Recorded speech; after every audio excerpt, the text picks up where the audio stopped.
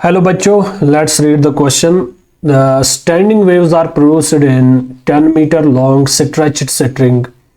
If the string vibrates in 5 segments and wave velocity is 20 meter per second, the frequency is.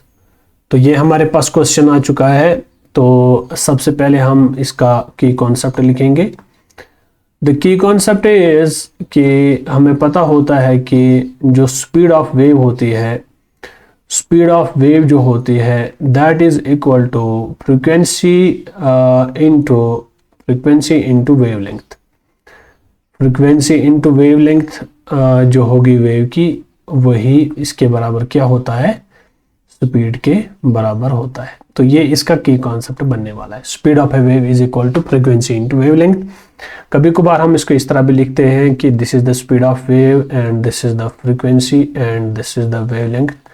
This is the point that we have to mention in this question. Okay, तो ये इसका की concept बन गया। तो आइए इसके solution की ओर बढ़ते हैं, जो इसका सॉल्यूशन अब बनने वाला है।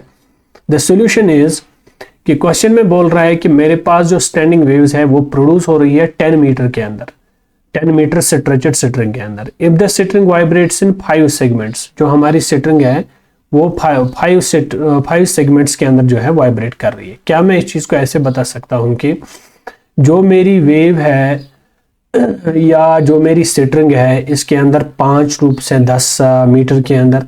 क्या मैं लिख सकता हूं कि देयर आर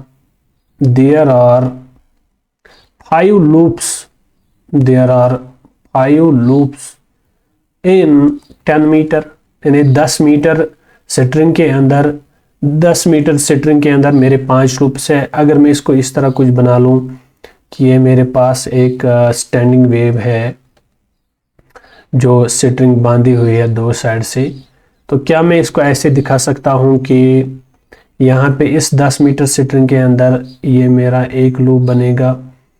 तो कुछ इस तरह हमें 5 लेके चलनी है, ठीक है। इसको मैं ऐसे भी बना सकता हूँ, ये एक लूप, ये 4 लूप और इसके बाद ये 5वां लूप हो जाएगा। लेकिन समझने वाली बात ये है कि यहाँ पे हमें इस चीज़ का ध्यान रखना है कि एक वेव कंप्लीट करने के लिए आपको 2 लूप्स की ज़रूरत होती है। तो इसका मतलब यहाँ से ये 2 लूप्स आपको एक वेव कंप्राइज करेंगे, लेकिन लेंथ जो है total, that length of the string is 10 metre. तो 10 मीटर लेंथ के अंदर आपके कितने लूप्स हैं? सिंपली 5 लूप्स हैं। तो क्या मैं इसको लिख सकता हूं कि 5 लूप्स जो मेरे हैं वो कितने अंदर है? 10 मीटर स्टैंडिंग वेव के स्ट्रिंग के अंदर। तो एक लूप कितने मीटर के अंदर होगा? This is simply 10/5, this is equal to 2 metre. इसका मतलब 2 मीटर के अंदर आपका एक लूप बनेगा, लेकिन एक वेव कंप्राइज करने के लिए आपको 2 लूप्स की जरूरत पड़ेगी। इसका मतलब ये हुआ कि लेंथ ऑफ 2 लूप्स कितनी होगी? लेंथ ऑफ 2 लूप्स किसके बराबर होगा? Length of 2 loops will be simply equal to 2 × 2, वो तो 4 मीटर बनेगा। तो इसका मतलब ये हुआ कि आपकी अगर हम एक वेव लेंथ लेंगे, यानी यहाँ से यहाँ तक जो आपकी एक वेव बनेगी, तो उसकी जो लेंथ होगी वो 4 मीटर होगी। Therefore आपकी वेवलेंथ जो होगी वो किसके बराबर आ जाएगी? Your wavelength is equal to 4 metre. Now तो can I write here speed of the wave is given that is 20 metre per second. वो तो पहले ही दिया गया है। स्पीड किसके बराबर आ जाएगा? Frequency into wavelength. सब कुछ पता है, फ्रीक्वेंसी यहाँ पे निकल के आ जाएगी v/λ।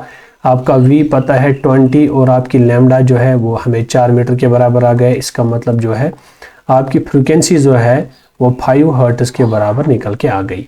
From the options it is clear, option A is the correct option of this question. Thank you.